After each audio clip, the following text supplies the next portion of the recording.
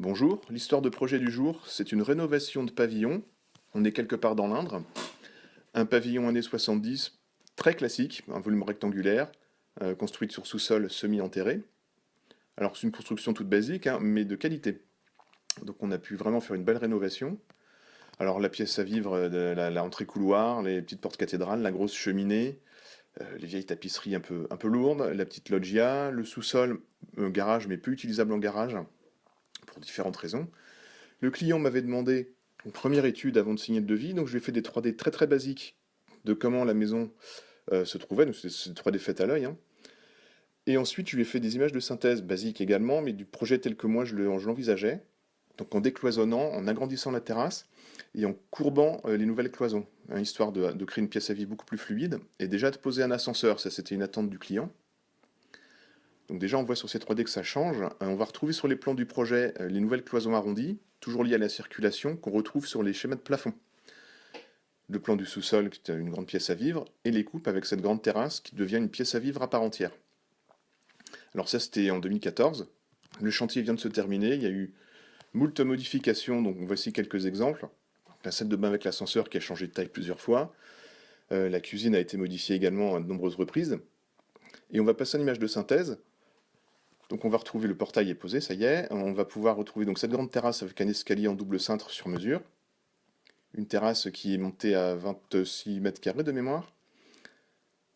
On a changé toutes les menuiseries et voici la grande pièce à vivre. Donc ça change complètement, on est entièrement en staff et en placo, donc tout est cintré en fonction des circulations. On a mis 40 mètres linéaires de LED quand même en indirect dans cette pièce à vivre.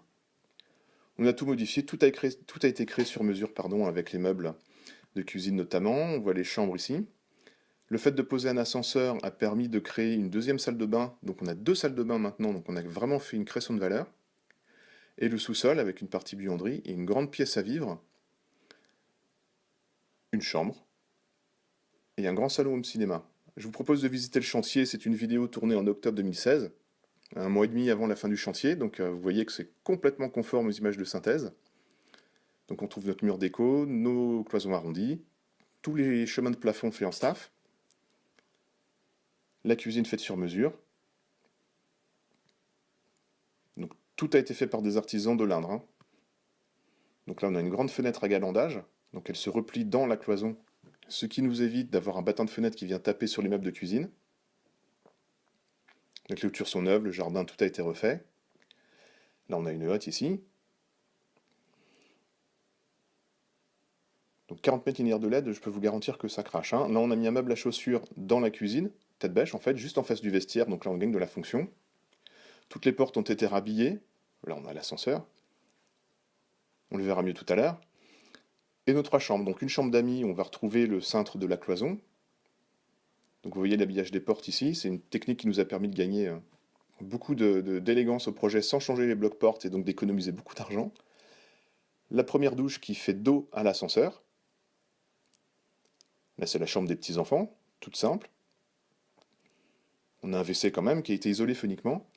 Et la chambre des propriétaires, qui reste relativement modeste, hein, 12 mètres carrés, mais avec sa salle de bain attenante, tout en douche italienne,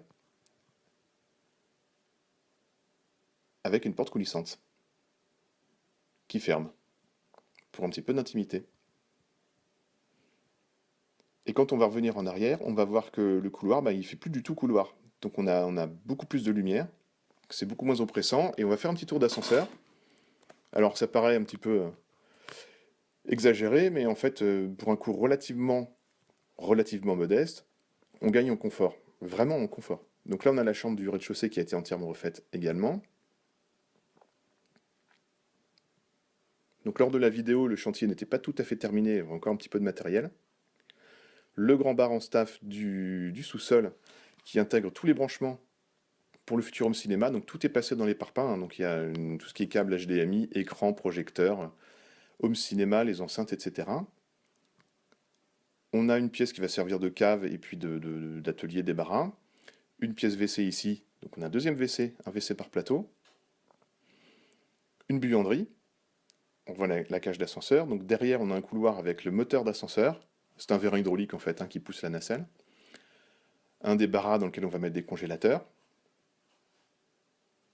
Donc mine de rien, on a deux plateaux de 80 mètres carrés, hein. Et on va remonter. Et en sortie d'ascenseur, on n'a plus cet effet couloir. Et on entre dans la pièce à vivre. Et tout est aéré. Voici la porte d'entrée. Et à côté, la baie est une baie à galandage également. Donc on passe à 2 personnes de front sans problème. Et voilà la terrasse, plein sud.